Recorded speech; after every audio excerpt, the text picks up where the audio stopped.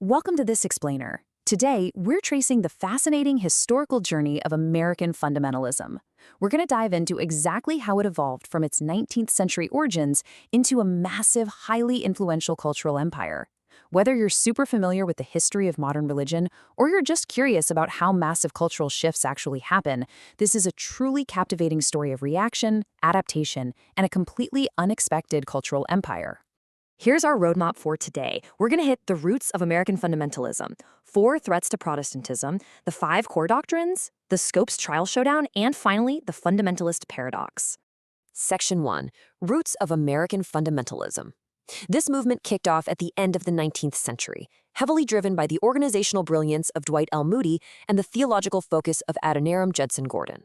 Section 2. 4 threats to Protestantism.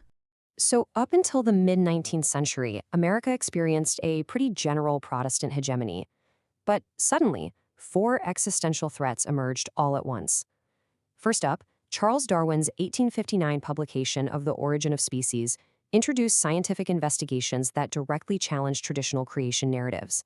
Second, you had this rising tide of historical skepticism, with scholars actually questioning the historicity of Jesus and the early church. Third, biblical criticism comes onto the scene, bringing rigorous scrutiny to the authorship and dating of scriptural texts. And fourth, massive Roman Catholic emigration completely shifted the demographics of major American cities, bringing along challenging doctrines like papal infallibility. All 4 of these external pressures literally squeezed the Protestant establishment at the exact same time. Section 3. The 5 core doctrines. To establish a firm defensive line against these mounting cultural threats, conservative Christians started gathering at these intense summer prophetic conferences. And out of these weeks-long meetups emerged exactly 5 absolute doctrines. Just 5.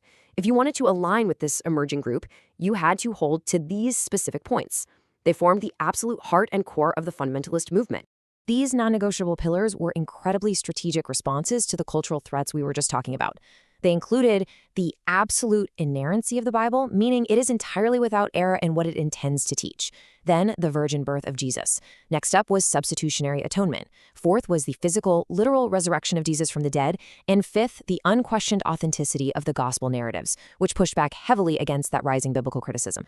Now, I really want you to notice their specific focus on substitutionary atonement. While the broader Christian church had all sorts of ways to describe atonement, like regeneration or sanctification, fundamentalists heavily accentuated this very specific definition. It was the belief that Christ died as a direct substitute, taking the exact place and penalty of the sinner. This highly specific theological language basically became the ultimate identifier for the movement. But doctrine isn't enough. You need infrastructure. Feeling that traditional Ivy League universities had completely abandoned their original Christian missions, they just built their own alternative ecosystem.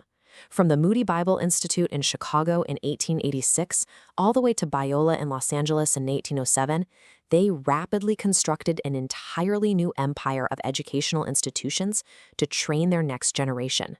Section 4. The Scopes trial showdown. If you want to understand modern culture wars, you absolutely have to look at this event.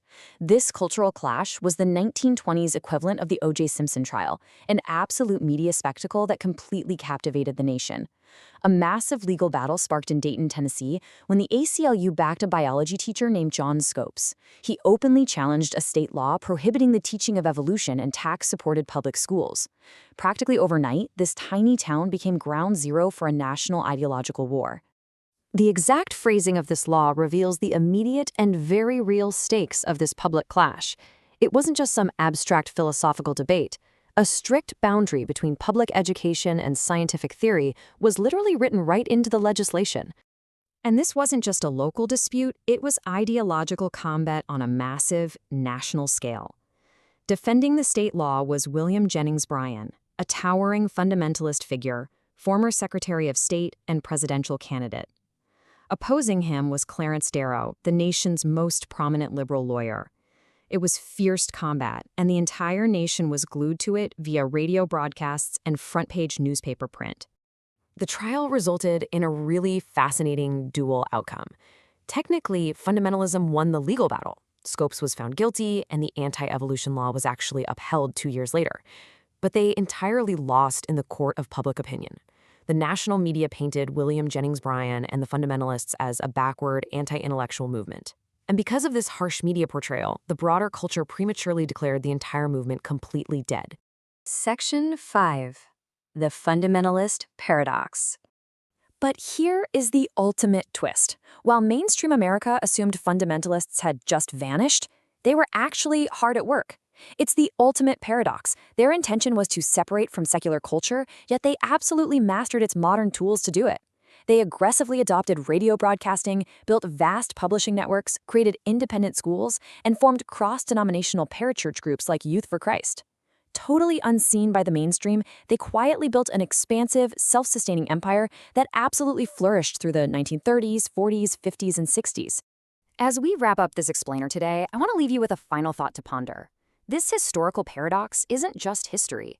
Think about how separating from a culture while simultaneously mastering its modern megaphones, like social media, podcasts, or independent news networks, still heavily impacts the modern world right now. How often do we see modern movements use the exact same playbook? Thank you so much for joining me to unpack this incredible history. I hope this look at the source material has given you a whole new perspective on how cultural empires are truly built.